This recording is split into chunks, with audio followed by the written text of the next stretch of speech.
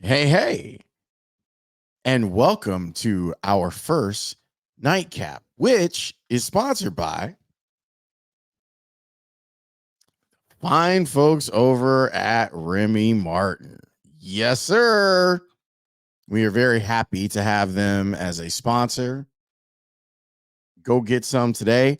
I made a delightful cocktail with Remy Martin and a little ginger beer. It's a tip that one of the people, my guy Jim over at Remy Martin, taught me about, and it's a fabulous summer drink.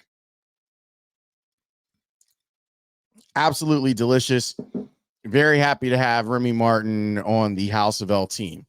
Ordinarily, I wouldn't be wearing a cap, but since we family, right? As Bernie Mac would say, I've shaved my head. So if I take the cap off, there's a glare from the light. See? No glare. So the way to combat that is with a cap until I start, doing television powder. I could do that on my head.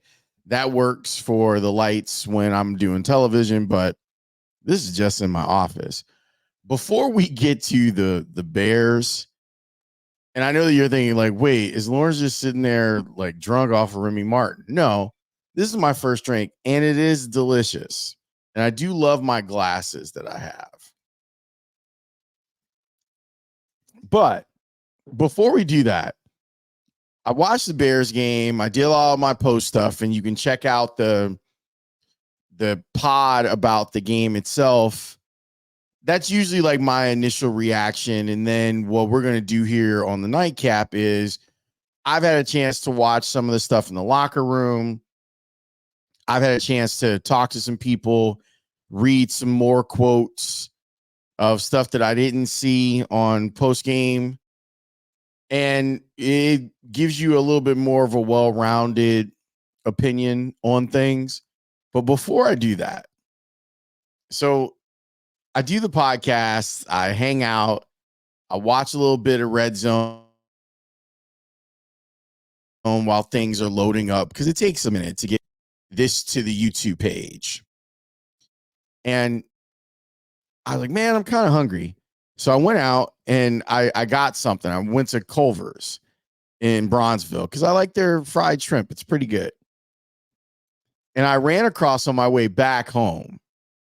I think it's called Mandrake Park. I think that's the name of the park on 39th and Cottage Grove. It's Oakwood and Cottage Grove. And I ran across one of those flag football leagues.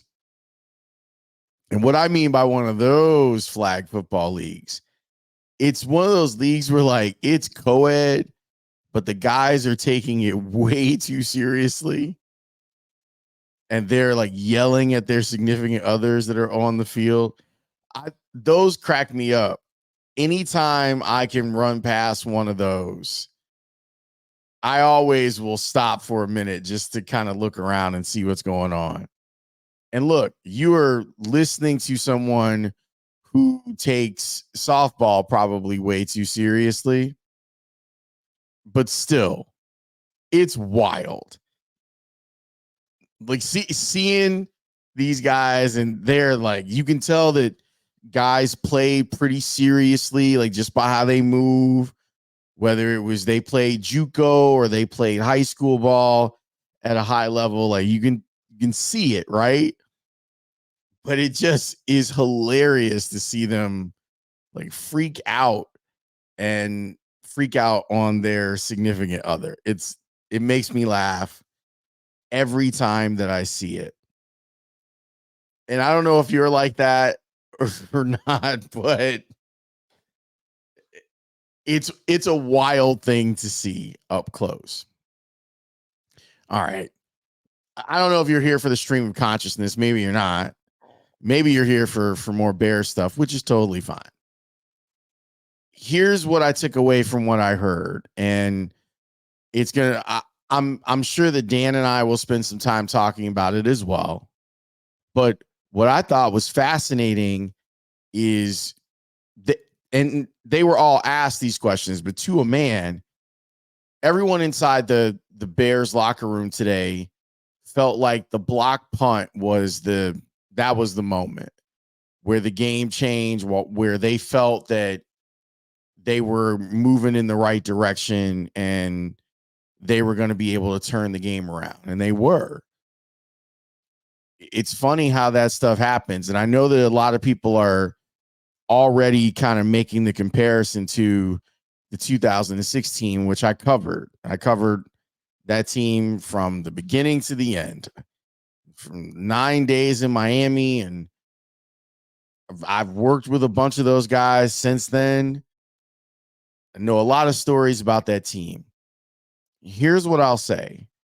If your team is so good on defense and special teams, and you have to remember some of the factors that were in there, like having the greatest returner of all time in Devin Hester be a part of it. And while people will often kind of mock the Bears offense from that era, you have to also remember that Rex Grossman was NFC Offensive Player of the Month in September. He had a pretty good year. He threw for like 3,200 yards or something like that. And we remember the game in Arizona because it's Denny Green, and the Bears are who we thought they were. So we let them off the hook. All of that stuff. But they were they had been a dominant defense like the year before, and they just kind of got better. Look, if you're telling me that this defense is that, okay, I'm not sure I'm willing to say that yet. I think they're pretty good with the potential for it to be even better, but I'm not willing to put them in that category yet, because that, if you look at some of the defensive stats of that team in 06, it's one of the best Bears defenses ever. So we'll see. But each of those guys said, look, we needed that turnaround of the block punt, and that turns into a touchdown. It was funny listening to Jonathan Owens talk about it. And he was saying, I couldn't believe that I was by myself when I got the ball. I thought for sure someone was going to converge on me and tackle me. But that wasn't the case. And it was a big shot in the arm.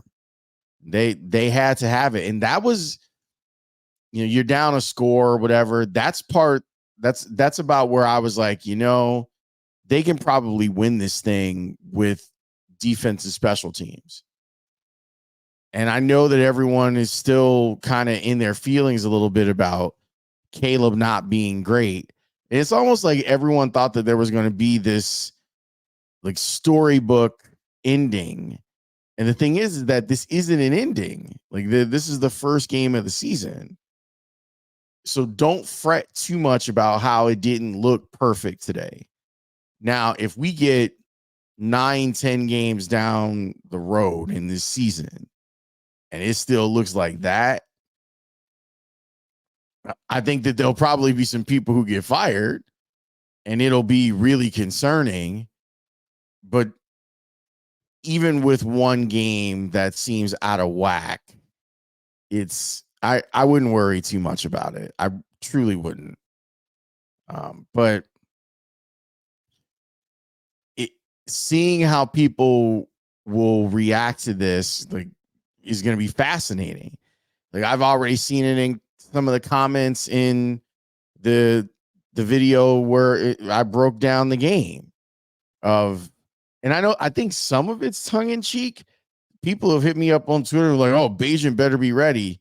Be ready for what? This is it, man. You were pot committed to Caleb Williams. This is just what either he's going to be great or it's going to be 3 rough years before you start talking about drafting another one. That's really the only avenue that's left here. So we'll find out, but that you can win a lot of games if you play good defense and you have great special teams. And think of how good the Bears special teams look if it wasn't for Velus Jones today? Everything else was great. You know, the kickoff coverage was pretty decent. The punter looks legit. Block punt. Field goal kicker making 50-yarders. It's just one dude who seems to struggle. And, you know, you look up and you see that Tyler Scott and Roshan Johnson were inactive for this game.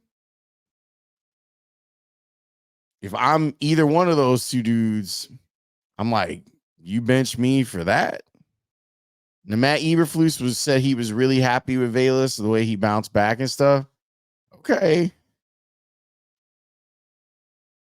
They're going to lose a game because of him. And it's going to be sad. Because everyone knows that he probably shouldn't be here at this point, except for them. But I digress.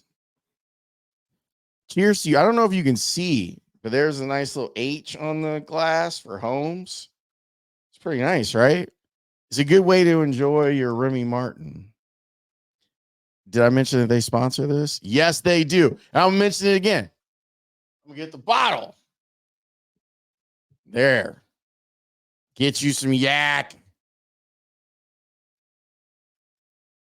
Thanks to Remy Martin for being a great partner and allowing me to show off my really fancy glasses that I've got. And thanks for checking out the first nightcap. It's nighttime. I'm recapping the game. I have a cap on and all that good stuff. So I hope you enjoy it. And we'll do it again after. Actually, you know what? I think the nightcap next week, I was thinking about it. I think I'm going to do like a pregame because I don't want to be up until 1 a.m. So I think next week's nightcap will be like a pregame show leading into Bears Texans. Fair? Cool. Enjoy yourself a little nightcap if you want, even if that nightcap is water. But if you want to drink a little something to take the edge off, I would highly recommend you get yourself some Remy Martin. Thanks so much for watching. I will talk to you later on this week. See you later.